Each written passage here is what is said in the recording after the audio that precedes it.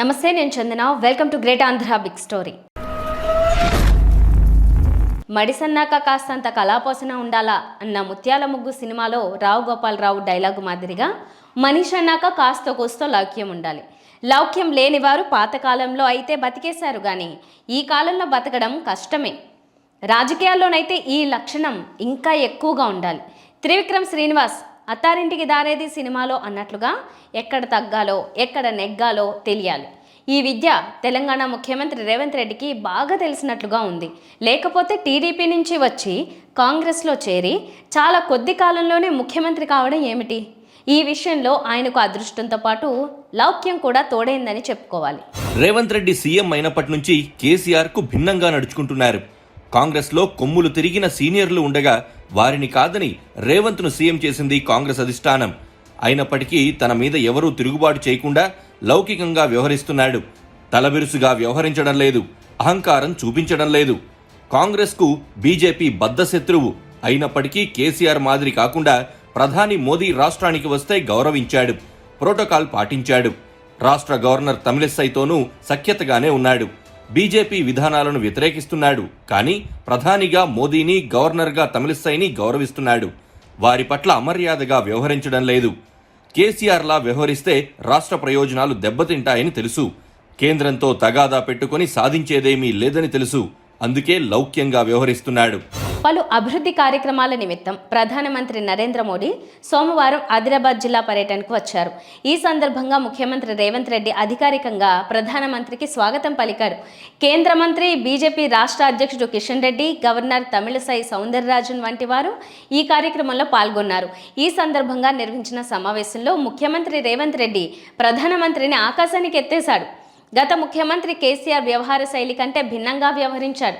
ప్రధానమంత్రి నరేంద్ర మోదీకి ముందుండి స్వాగతం పలికి వేదిక వద్దకు తోడ్కొని వెళ్లాడు. ప్రధాని నరేంద్ర మోదీ వేదిక మీద ఆసీనులైన తర్వాత రేవంత్ రెడ్డి స్వాగతోపన్యాసం చేశారు. ప్రధానమంత్రి నరేంద్ర మోదీ నాకు బడే భాయ్, ఆయన ఆశీస్సులు తెలంగాణ రాష్ట్రంపై ఉండాలి. దేశంలో ప్రధాన మెట్రోపాలిటన్ సిటీల్లో హైదరాబాద్ ఒకటి. ఆ ప్రాంతాల్లో లాగా మెట్రో అభివృద్ధికి కేంద్రం చేయూతనివ్వాలి. కేంద్రం చేయూత ఉంటేనే తెలంగాణ రాష్ట్రం అన్ని రంగాల్లోనూ ముందంజలో ఉంటుంది. గత ప్రభుత్వం మాదిరి మేము కేంద్రంతో తగాదా పెట్టుకోవాలని అనుకోవడం లేదు. నరేంద్ర మోదీ ఆధ్వర్యంలో దేశం అన్ని రంగాల్లో ముందంజలో నడుస్తోంది. $5 ట్రిలియన్ ఎకానమీగా ఎదిగింది. ఆయన ముఖ్యమంత్రిగా ఉన్నప్పుడు గుజరాత్ రాష్ట్రం అన్ని రంగాల్లోనూ ముందంజలో ఉంది అని రేవంత్ రెడ్డి అన్నారు. हमारे हिसाब से प्रधानमंत्री का मतलब हमारे बड़े भाई के जो मदद रहे तो ही हर प्रदेश के मुख्यमंत्री उनके क्षेत्र में वो कुछ तरक्की कर सकता है, कुछ डेवलपमेंट को आगे ले सकता है. इसीलिए मेरा गुजारिश है, इस वक्त तेलंगाना अगर आगे तरक्की करना है, हम भी गुजरात जैसा हम आगे जाना है, तो यहाँ पर आपकी मदद जरूरी है. अगर आपका जो सोच है 5 ट्रिलियन इकोनॉमी हम रीच होने के लिए इंडिया में 5 मेट्रोपॉलिटन सिटीज है, दिल्ली, मुंबई, बैंगलोर, चेन्नई, हैदराबाद. हमारे हिसाब से प्रधानमंत्री का मतलब हमारे बड़े भाई के जो मदद रहे तो ही हर प्रदेश के मुख्यमंत्री उनके क्षेत्र में वो कुछ तरक्की कर सकता है, कुछ डेवलपमेंट को आगे ले सकता है. इसीलिए मेरा गुजारिश है, इस वक्त तेलंगाना अगर आगे तरक्की करना है, हम भी गुजरात जैसा हम आगे जाना है, तो यहाँ पर आपकी मदद जरूरी है. अगर आपका जो सोच है 5 ट्रिलियन इकोनॉमी हम रीच होने के लिए इंडिया में 5 मेट्रोपॉलिटन सिटीज है, दिल्ली, मुंबई, बैंगलोर, चेन्नई, हैदराबाद. దీంతో ఒక్కసారిగా వేదిక మీద ఉన్న కిషన్ రెడ్డి షాక్ గురయ్యారు.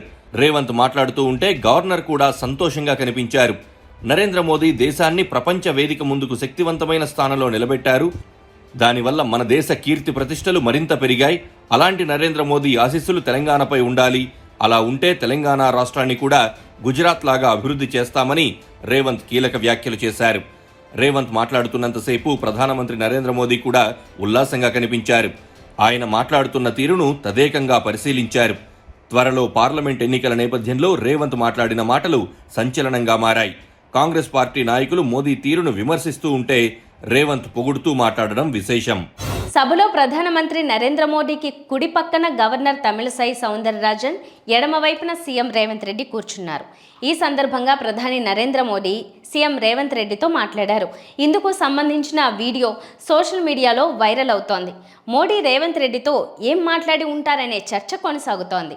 గత ప్రభుత్వం ఉన్నప్పుడు ప్రధాని నరేంద్ర మోడీని కలిసేందుకు సీఎం ఇష్టపడలేదు. కానీ రేవంత్ రెడ్డి ప్రోటోకాల్ పాటిస్తూ రాష్ట్ర ప్రయోజనాల కోసం పనిచేస్తున్నారని కాంగ్రెస్ నాయకులు చెబుతున్నారు.